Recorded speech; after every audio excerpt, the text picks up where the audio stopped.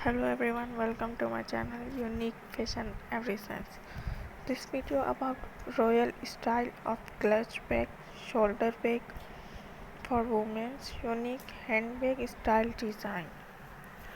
The term purse originally referred to a small bag from holding coins. In many English-speaking countries, it is still used to refer to a small money bag.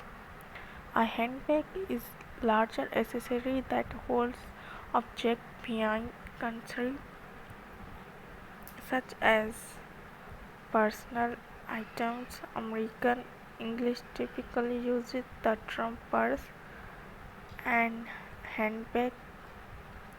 The term handbag began appearing in the early. Initially, it was most often used to refer to main hand luggage. Women's bags grow larger and more complex during during the term were attached to accessory.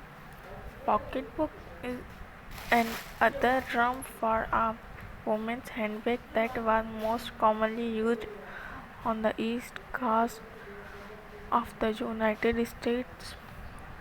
It is